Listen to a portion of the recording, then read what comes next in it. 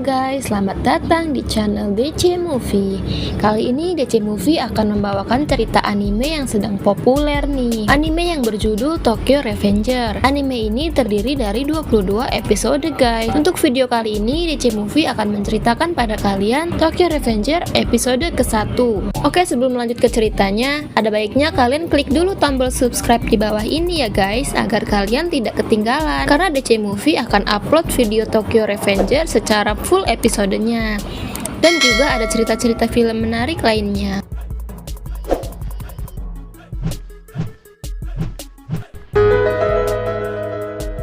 Oke, udah ya. Ayo mulai ke ceritanya guys. Enjoy. Jadi ceritanya pemeran utama dalam anime ini bernama Hanagaki Takemichi. Adalah seorang laki-laki pengangguran yang berumur 26 tahun. Hari itu Takemichi sedang menonton berita di TV. Diberitakan bahwa telah terjadi kerusuhan yang disebabkan oleh geng berandalan, yaitu geng Manji Tokyo. Kerusuhan tersebut menyebabkan beberapa orang tewas. Takemichi mengenali beberapa orang tersebut, yaitu Tachigana Hinata adalah satu-satunya mantan pacar Takemichi di zaman SMP, dan juga adiknya Hinata bernama Tachigana Naoto. Setelah mendengar berita itu, Takemichi merasa merindukan Hinata guys, karena Hinata adalah satu-satunya perempuan yang pernah ada di hatinya Takemichi. Siang harinya Takemichi di stasiun kereta, dia masih aja kepikiran dengan Hinata guys. Karena bengong, dia terjatuh ke dalam rel kereta api, dan Takemichi tertabrak kereta itu. Tapi Takemichi tidak mati guys. Tiba-tiba dia berada di masa lalunya saat SMP bersama teman-temannya yang dulu. Takemichi kaget dan hampir tidak percaya dengan yang dia lihat, yaitu teman-temannya yang sudah lama tidak dijumpainya, dan juga penampilan Takemichi seperti di zaman masih SMP. Takemichi melihat ponsel dan dia melihat bahwa tanggalan menunjukkan hari itu adalah tahun 2005. Takemichi akhirnya menyadari bahwa Takemichi berada di masa lalunya, yaitu 12 tahun yang lalu. Artinya Takemichi sedang melakukan perjalanan waktu. Takemichi kebingungan dengan apa yang dibicarakan teman-temannya Takemichi. Ternyata mereka sedang membicarakan geng berandalan dari sekolah sebelah guys, yaitu SMP 3 Shibuya. Geng dari SMP itu katanya dipimpin oleh sepupunya Takemichi yang bernama Masaru Kun. Mereka berencana untuk menantang geng sekolah SMP 3 Shibuya itu. Geng tersebut berada di kelas 2 SMP sama dengan Takemichi dan teman-temannya. Takemichi merasa ketakutan guys. Temannya Takemichi merasa aneh dengan tingkahnya Takemichi. Padahal sebelumnya kan Takemichi ini sangat jagoan. Jadi Takemichi dipilih menjadi ketua geng bersama teman-temannya. Geng Takemichi mengunjungi SMP 3 Shibuya. Di sana teman-teman Takemichi terlihat seperti preman guys. Mereka mencari geng berandalan kelas 2 dari sekolah itu. Melihat itu, Takemichi merasa takut berkelahi. Karena sudah 10 tahun guys, dia tidak pernah berkelahi. Geng Takemichi masih menunggu geng kelas 2 yang tidak juga muncul-muncul.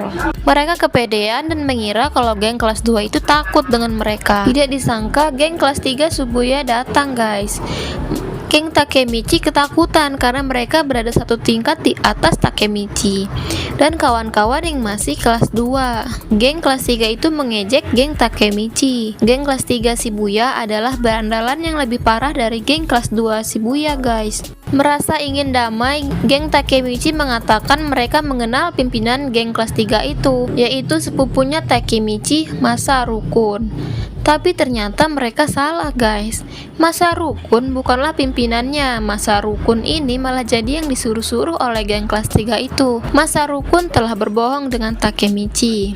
Geng kelas 3 itu menghajar geng Takemichi, menendang dan memukul satu-satu membuat geng Takemichi tidak berdaya. Tiba-tiba Takemichi ingat bahwa geng kelas 3 ini bernama geng Manji Tokyo. Ya, geng Manji Tokyo ini yang ada di berita itu.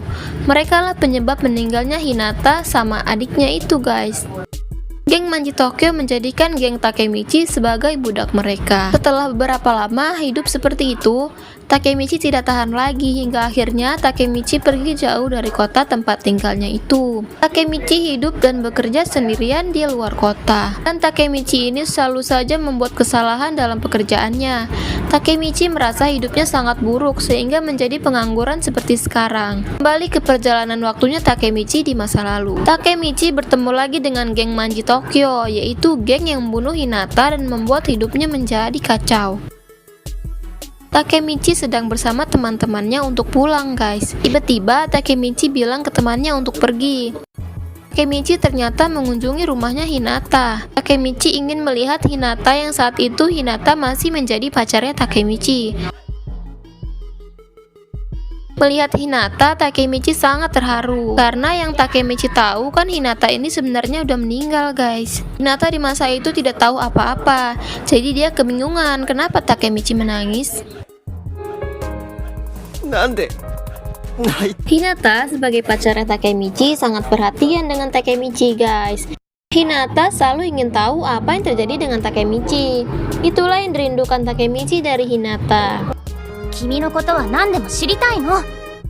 Takemichi menyesali hidupnya dulu yang sangat buruk, guys. Saat sedang duduk, Takemichi melihat ada geng berandalan yang sedang membuli anak kecil. Melihat itu, keluarlah sifat aslinya Takemichi ini, guys.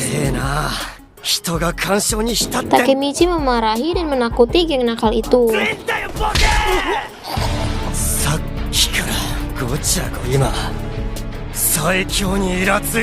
Sehingga membuat geng nakal itu lari ketakutan dengan Takemichi. Kemudian Takemichi tahu bahwa anak kecil yang Takemichi tolong itu adalah Tachibana Naoto.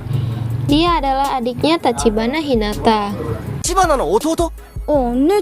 Takemichi tahu 12 tahun yang akan datang anak laki-laki ini akan mati bersama kakaknya Hinata. Tachibana Naoto mengatakan pada Takemichi bahwa dia sering bertengkar dengan Tachibana Hinata kakaknya itu karena Hinata sering menyuruh-nyuruhnya.